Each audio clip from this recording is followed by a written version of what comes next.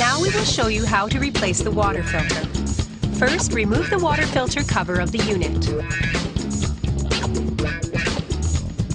Next, turn the water filter holder knob clockwise about 40 degrees and lift the water filter to take out.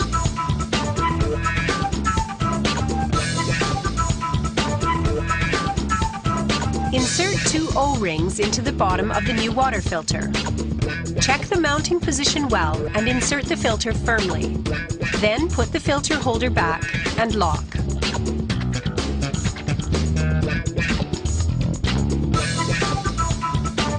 Press the reset button of the water filter. Filter reset. Replace the water filter cover. While the power button is turned off, run the water for 3 minutes to adapt the filter to water. Please be sure to use our genuine water filter for replacement, as other filters may cause problems.